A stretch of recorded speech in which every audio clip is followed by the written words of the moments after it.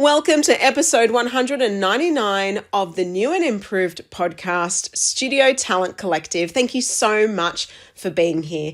Today, we are talking to a very proud studio owner. Her name is Deanne Fordham, and she's the owner of Deanne Fordham School of Dance, located in Oakleigh, South Victoria, Australia. Now, Deanne has been operating her studio for 19 years. Just sit with that for a moment. 19 years. Now, I know some of you listening have probably had your studios for a similar amount of time. Maybe you're in your 40th year. Maybe you're a legacy studio who took it on from your parents and, you're in the 50th year. But honestly, a lot of studio owners haven't reached that milestone yet in their business. And it's really interesting to get the insights of what it's like to operate a studio business for that long. And it is definitely an evolution, let me tell you, friends. Now, Deanne talks about how it starts with humble beginnings, hiring a hall with a handful of students, to growth and introducing new offers and really getting to know who she is as a studio owner over the years, and really building that loyal audience, that loyal student base. And that is so powerful to have that consistency and that dedication to growing a thriving studio biz. She also talks about what it's like to have, her children within the studio and her son, who's now gone on to do amazing things professionally, including starring in a Netflix television series. We're going to talk about that. We're also going to talk about the evolution from humble beginnings to studio owner to all the things to then becoming a talent manager and joining us inside of Studio Talent Collective, the agency where she represents her students professionally and even takes on the role of mamager. It's a balancing act, friends, and I can't wait to share with you her story. So let's jump in. I'm Josephine Lancuba, and welcome to Studio Talent Collective, the podcast for dance and performing arts studio owners. Here we share industry insights, inspiring stories, and real talk to help you build a thriving studio and in-house talent agency. As a performing arts business coach and talent agent, I'm all about dreaming big and growing together as a community. You're in the right place. Let's leap in. I am very excited about this interview today with Deanne Fordham from Deanne Fordham School of Dance. Now, she's one of my wonderful clients, and I'm just so excited to have you here today. So thanks for being on the show. Thanks so much for having me. I feel like I asked you ages ago and you've been avoiding booking this. Yeah, podcast. Is that true? I'm not a big podcaster, but that's all right. We're here now. Okay. Let's do it. Yeah, we're here now, right? Let's do it. So actually, this is really interesting because I know that a lot of studio owners, even though we're in the performing arts, it's a very interesting trait that I see amongst studio owners of like not wanting to get on camera or go live or show their photo on their website or go on a podcast. Like, how do you think that is? Like coming from a performing arts background, and you've got a really extensive ballet background, is that correct? No, it's more theatrical. So it's more jazz and tap is my background. Oh, okay. I've seen beautiful photos of you in ballet, so that made me think that. Yeah. I have a little bit of a ballet background, and I had a beautiful photographer take some photos of me, but it's more jazz and tap. And I also think the reason why we don't like to be in the limelight, I think, is because we've been in behind the scenes for so long being a studio owner. It's been a long time since we've been on stage in front of a camera. So I think that's the reason why, especially for me, it's been 19 years as a studio owner. So it's a long time behind the scenes, I think. Yeah, that is a long time behind the scenes. And it's interesting. I'm a singer, and I kind of tried to stretch my vocal cords the other week, and I actually went for something performance-wise, which I haven't done in over a decade, And I realized that my voice, like even though I've been teaching vocal and all these things over the years, it has changed and it's not the same. Yeah. And I actually walked out of that. It was an audition for this. It was actually for a corporate event, but they were looking for singers, and I kind of thought it would be a bit of fun. I actually thought it would be fun. Yeah. I don't know what I was thinking. I don't know why I thought that would be fun. It's the performer inside you that still thinks those things are fun, but then, it's not the same anymore. It's not the same anymore. I went and did the audition. I actually had to take the song down a key because my vocal just isn't what it used to be. Mm. And that's okay. Like I felt like I sounded really good and solid and I did a good performance. And I didn't get it. And I just thought, oh, why am I torturing myself? Like, I don't understand that. So I'm over that now. So now I know I will never do that again. I mean, never say never. But I feel like if I'm ever going to sing again, it'll just be actually for fun, Yeah, not for employment.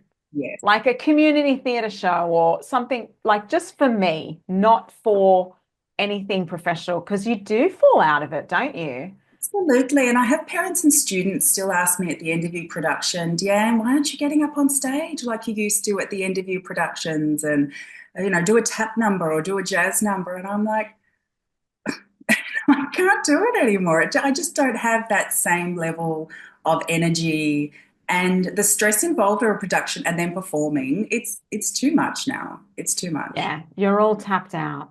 You're Yeah. all tapped out after 19 years. You know what? And that's okay. I actually recently read a book, um, and it's called From Strength to Strength. And it talks about the second curve of life and how you actually do lose the skills that you have in the first curve of life, the first half of your life, and that you develop a different set of skills in your second curve, but you've got to embrace the new curve, right? So now you're more business savvy, you've taken on talent manage, like being a talent manager within your studio, like this second curve has evolved in your life. And that's actually okay. Like you don't need to be the tap dancing extraordinaire on stage at the end of your concert anymore. No, and I'm absolutely fine with this next stage. I embrace it, fully embrace it. So, Yeah, no. I love that. Tell us about, let's wrap up 19 years in a nutshell, shall we? So, what made you start a studio business? And let's talk about the evolution of that. Because I imagine 19 years. I mean, I had a studio for over 10 years, and a lot of my clients have had studios for 20 years, 30 years. It's crazy, right? Or even legacy studios that have been there for 50 years through the generations. Mm. Tell me about that. What is it like from the beginning to now? And let's talk about that. And I know that's a really big, heavy Yeah, question, but it how is. did it start? And talk Um, about that evolution.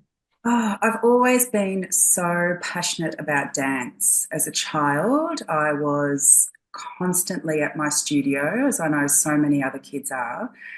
Um, but I had a real passion for it. And mine wasn't really for performing. I love to perform, but mine was definitely a teaching interest. I had a real interest in passing on, my knowledge to other generations. That was something that was really, really important to me. So that was my motivation for starting up my studio.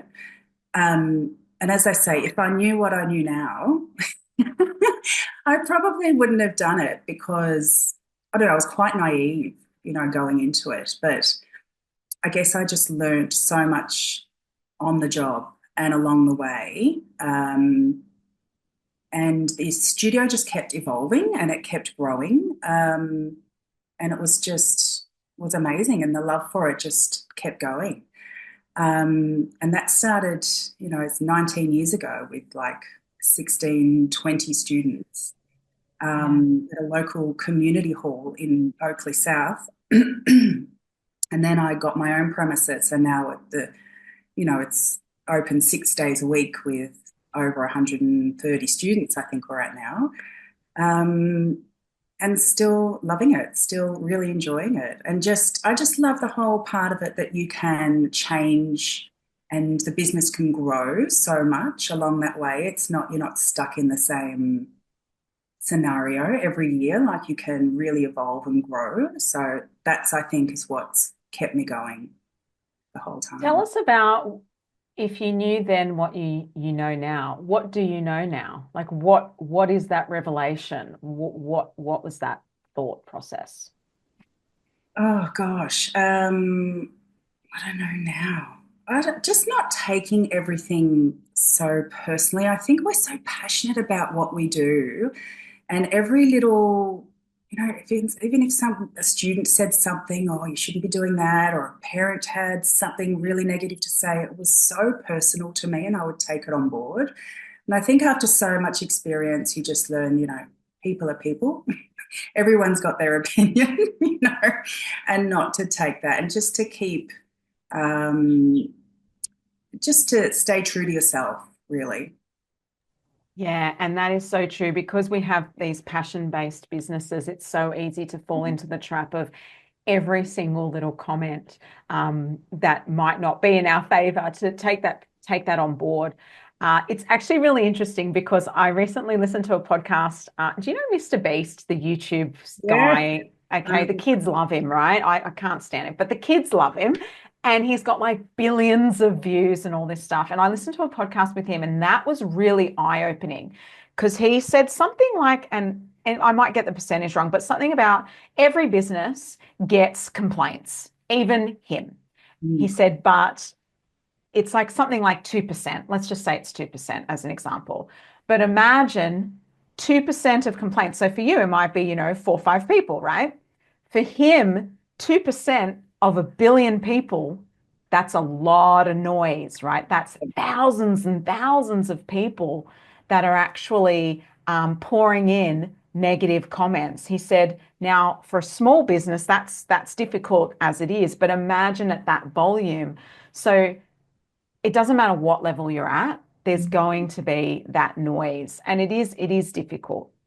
Now, you actually are a mum, and as many studio owners are, and I want to talk about this. And the reason I want to talk about this is because you've gone from studio owner to really being a talent manager and mummager, which probably wasn't your intention at all. I mean, when I first met you, you did talent manager boot camp with me and you wanted to learn how to create an in-house talent agency. And then it kind of evolved. But before that, let's talk about what it's like being a mum in the studio, because this is one of the struggles that I hear a lot of studio owners talking about. So tell us about like, having kids in the studio and what that experience is like. I've only ever really had positive experiences with my children at the studio.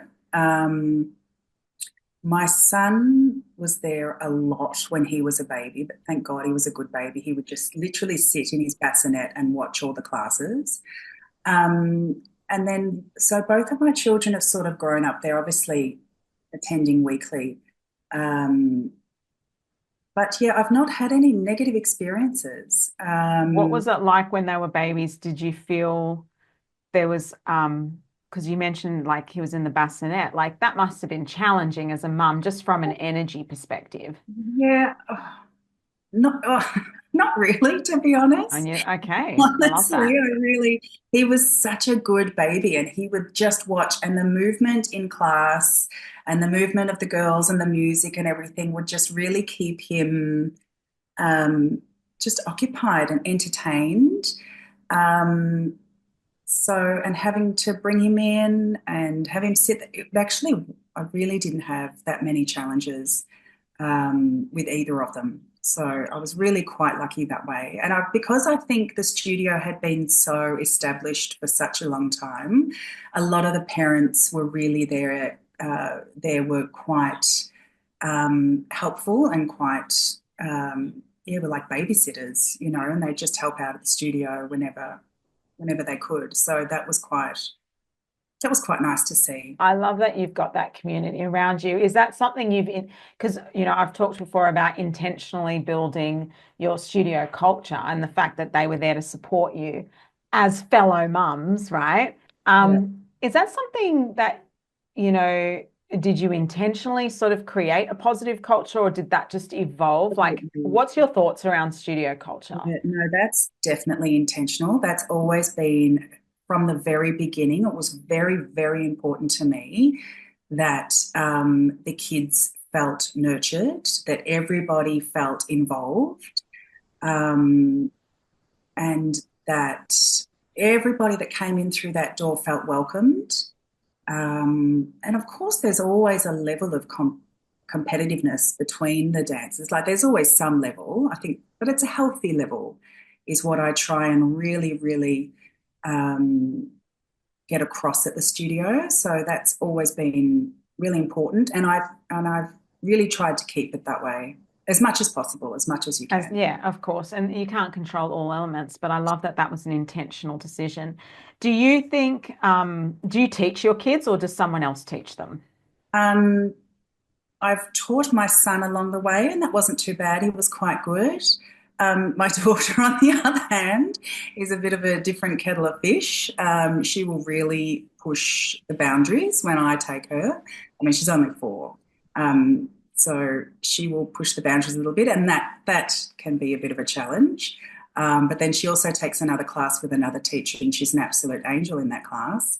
Uh, so I that, knew there was a challenge lurking there. yeah, I I knew knew it. that. Yeah. Yeah, you found one. That was it. So yeah, so that's the challenging part of it, is teaching her.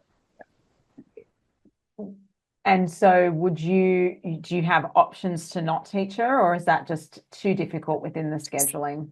I just We just push through it. She just gets a little bit of a talking to in the car on the way there, and a little bit of bribery. Goes a long way. And she is getting better. She's getting better. As she's getting that little bit older, she's starting to understand that the world doesn't revolve around her at the studio, that there are other children there. So it's getting better. Yeah, yeah. I always found that to be a little bit difficult, myself when I was teaching my kids. I actually ended up stepping back from those classes because I just couldn't do it. I just, it was just me. Like I just couldn't do it. I found it a little bit challenging, myself. But also another thing that I found difficult is rewarding. So, for example, your kid deserves to be rewarded when they deserve to be rewarded, like a trophy or acknowledgement or whatever. But it's almost like some people can go down two different paths. You either go down the I favor my child and they get all the trophies, or I don't acknowledge them at all because I don't want to be seen as favoring my child. So my kid gets nothing. Yeah. And I almost found myself going down the ladder where I was like, oh, I really should be acknowledging my kid. Like she deserves that. Or so we've got to, kind of weigh those two beasts. Definitely. How do you manage that? Which side of the fence do you think you're on? Or are you in the I'm middle? definitely more about not showing them as much. I think I did give my son a trophy. He's 9 now, and he's been at the studio, dancing at the studio since he was 3. And one year I felt like I had to give him something because, we live quite far from the studio as well. So there's the traveling 40 minutes to and from all the time, which is another challenge. Um, but um, but never used to complain. He was like, yep, he just did it. He got on with it. And one year he was doing really well, and he was excelling, and but wasn't quite getting the highest marks. But I thought I have to give him some sort of encouragement award, because he is doing well. So I did give it to him that year, and there was that little bit of angst behind it of, oh, what are the parents going to think? Oh, what are the students going to think?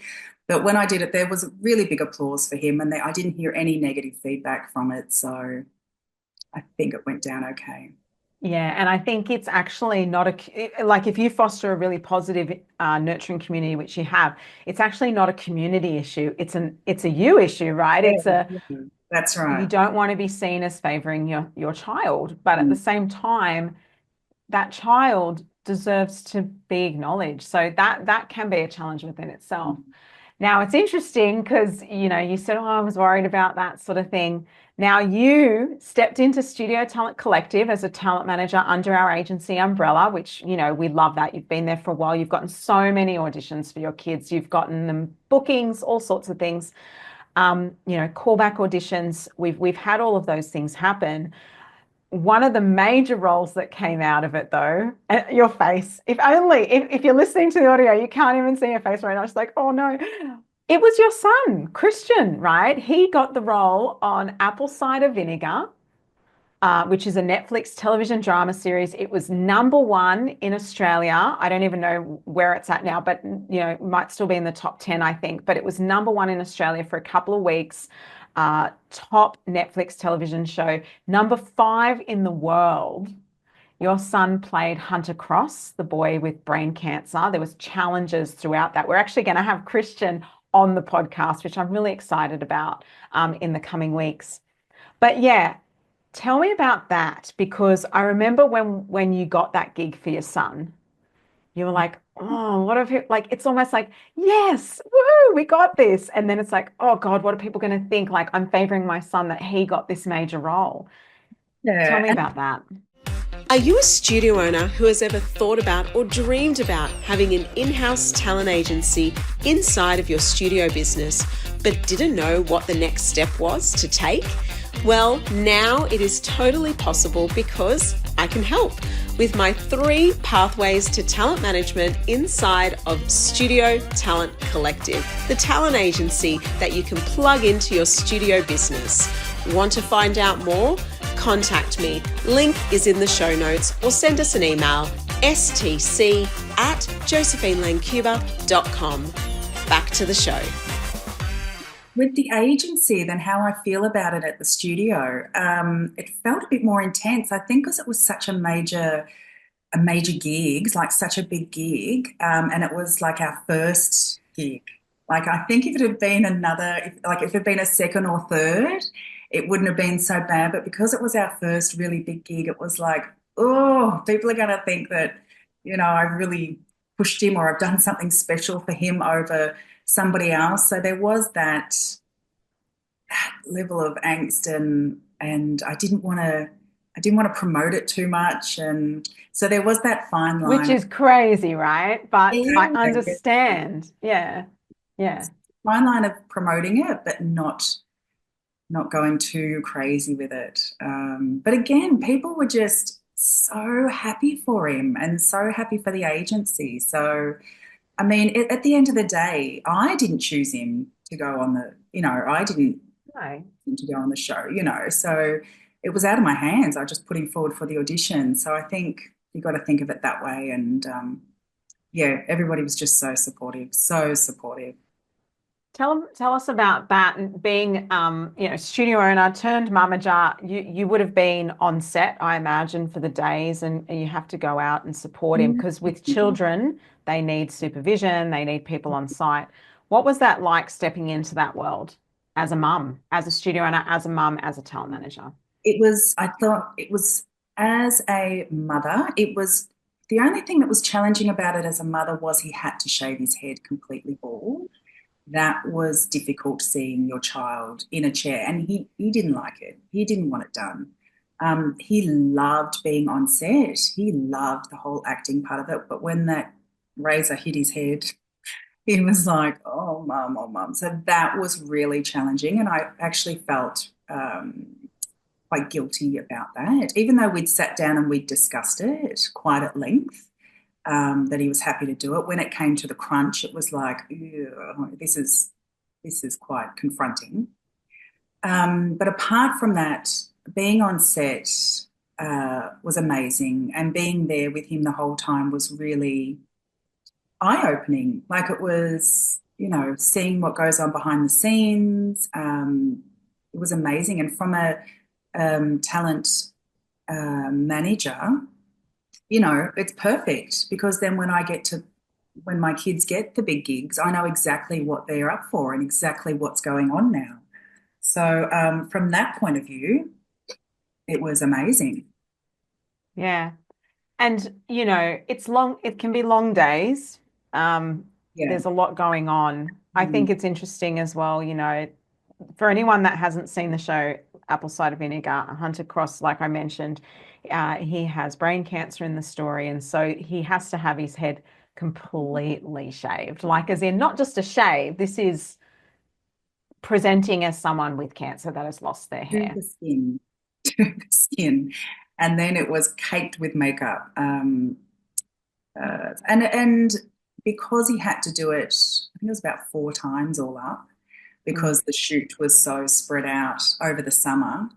So his hair just start growing back, and then he'd have to shave it again. He'd start growing back, and he'd have to shave it again. So, um, but while he took it in his stride as well. I said, do you want to wear a hat to school and whatever? He's like, no, I don't care anymore. I'll just go bald, Mum. I don't care. So towards the end of it, he really sort of got quite used to the idea. So yeah, it was Yeah, it was yeah. a whole experience. Like, It's a lot to take on. I mean, we're talking about an 8-year-old, right, at the time of the shoot. So this is yeah. yeah, because you might go, oh, that's fine. Actors have to change their appearance, whatever. I mean, he's 8. Mm. And so that's a different thing. Did his friends take it okay? Like, did he receive any flack for it, or he was okay at school? I think he was absolutely fine. I think one or two kids, of course, would have said something to him.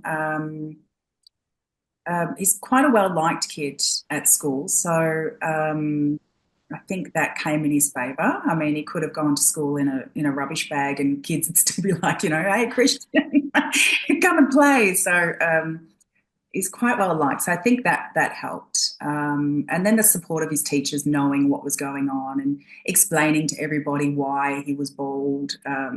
Again, it was just encouraging, and yeah, it wasn't too bad. Yeah. What's he like now in the studio? I mean, is he doing are you one of those dance moms that makes him do all the classes, all the competitions? Like, what's happening? What's happening in the studio? No, no. So he actually took some time off.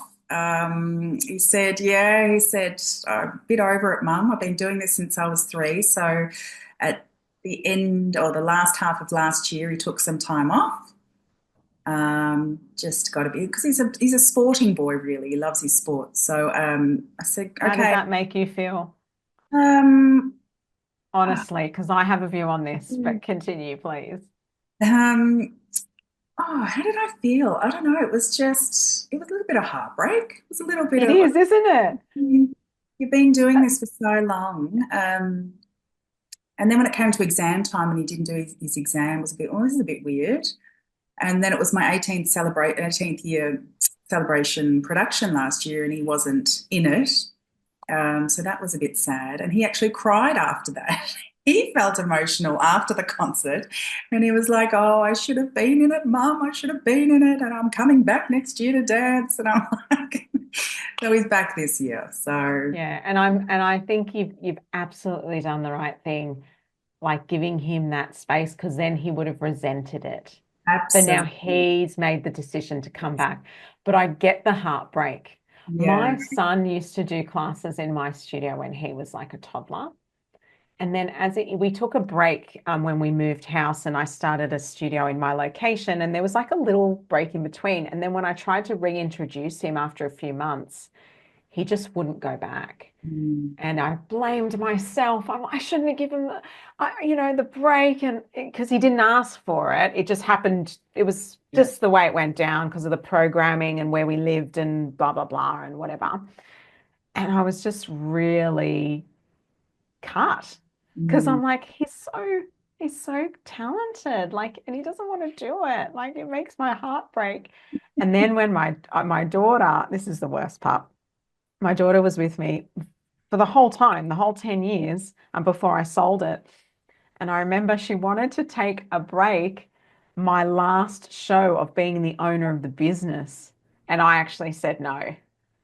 Now that sounds bad, I know, just the but I last. said no. Mm, Well, not only because it was my last show, but, and this is going to sound really bad, but I like having real conversations. Just like you said, it broke your heart when your son didn't want to dance. Like, that's a real response. Like, we can talk fluff and we can say, oh, it's fine or whatever, but it's natural we want our kids to be a part of what we've built. It's just nature, right? And I was worried because I was selling the business. I didn't want it to look like we were removing ourselves before selling. Like, it was like keeping up those appearances of, everything's good, like we're happy. We don't want people to leave. Like, we hadn't made the announcement either yeah. yet. And I didn't want my daughter to exit the building when Did I she, was in a sales negotiation. did she know you were selling? She knew. Mm, She's 10. she knew, but had to keep it quiet. And that was the other bit. Like it was quite, Mhm. like it's a lot for a 10-year-old. They don't get it. They don't Yeah. get what I'm, doing. Um, but funnily enough, when after I sold it, I said, look, if you need to take a break, that's fine. And then she said, yeah, I don't want to go. I'm taking a break. She missed this year, the first two lessons, and then she started crying, going, I want to go back. And I said, oh, for goodness sakes. I go, of course you can go back, So she still goes to the studio that I sold. Okay, wonderful. So it's interesting, but yeah, like that guilt You need to make of their own decision, don't they, to get back into it. yes, but I Because did they've force her already, just for the end. Just we're on the home stretch, We're on the home stretch. You just gotta do this last bit. yeah, and it's always been in their life.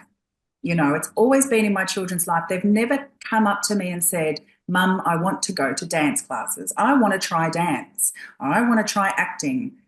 Well, no, they've never had that I've never had that question asked of me because it's always just there, isn't it? Because it's always been in their lives. They've never had the choice or never had to ask for it. It's always there. So I think it's Yeah, hard for totally. them too. I think it's a difficult situation for them as well because it's always been in their lives.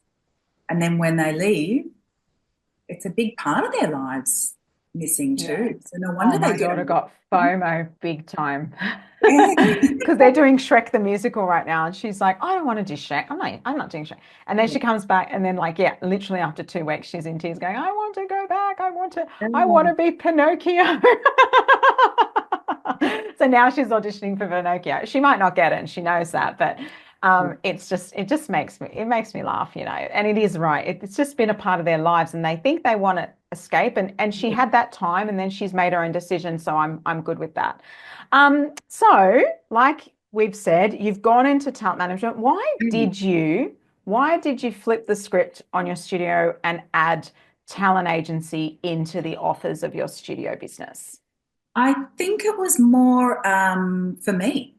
I needed a different outlet. Having run just dance classes for so many years, I needed a bit of something different, a bit of a challenge to learn something new, but something that's going to, um, you know, something alongside still in the performing arts industry. So I thought a talent agency would just really work well and align with the studio.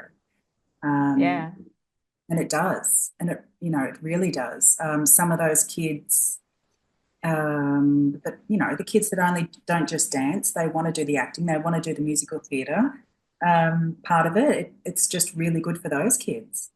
Yeah, and you've introduced regular acting workshops and things that are Yeah, selling within your studio. So it's not only been about the agency. yeah, Yes, it's about the agency, but it's also about those upsell opportunities, upskilling opportunities for the students as well, and gives them an incentive to kind of branch out and do a bit more, which I think is really great for retention and income and all of those obvious things. yeah. So what would you say to someone who's like, interested in talent management and thinking of joining Studio Talent Collective, what would you say to Yeah. that? Well, it's such an easy process. You might think it's a bit daunting. You don't know anything about it, especially from a dance background. And if you haven't done a heap of auditions or anything personally like that, I think it's a really easy transition. Joe, you make it so easy to learn about and get involved in it. Yeah, it's really, really a simple transition into it. And Yeah, I love that. it's so great for the kids. They love it.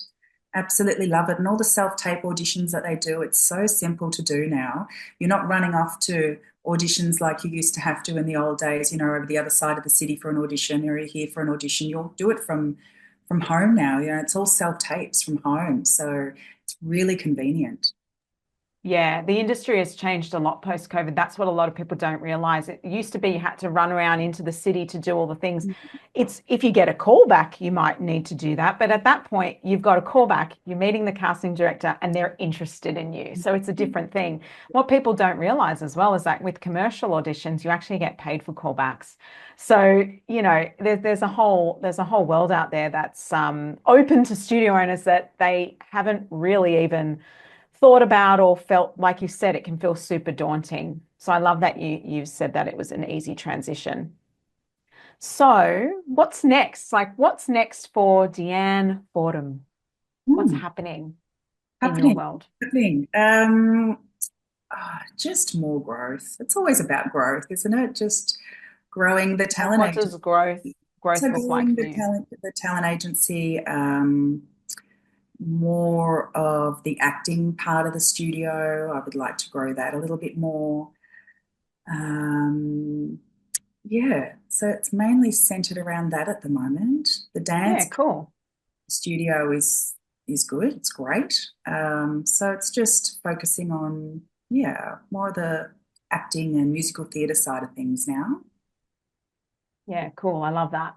And it's good because it does expand that other side of your business, which, gives you, again, those opportunities to introduce new students or give them more upsell opportunities and retention opportunities as well. Yeah. Now, I ask all of my guests this question. What does success mean to you? What does it look like to you?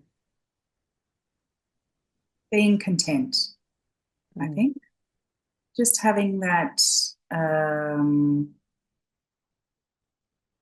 being content with what you've done and what you've put forward, I guess, and just, contentment. That's all I can say, really. Yeah, and I love that. No one's ever actually used the word content. So people might say freedom or this or that, but I love that you've said content, because that just means being happy with where you are right now. And it's almost an element of acceptance. That's not a negative thing. Like you've just said, you want to have growth, but that doesn't mean you can't feel peace and contentment in where you are right now. So I do love that response. Who or what inspires you most? I think my children really inspire me. Just having that... just the way they view the world and their innocence and what they question. I think that's very, very inspiring for me. I love that. All right. Well, thank you so much for being on the show. I really, really appreciate it. I've been chasing you for a little while, not too hard, just a couple of emails, but I'm so glad you finally went for it and said yes. So thank you so much for your time today. Been a pleasure. Thanks, Jo. This episode is brought to you by Studio Talent Collective, helping you go from studio owner to talent manager with confidence. Ready to start your own in-house talent agency? Connect with me at josephinelancuba.com or via the links in the show notes. If you enjoyed this episode, please share, rate, and review. Thanks for listening and keep shining.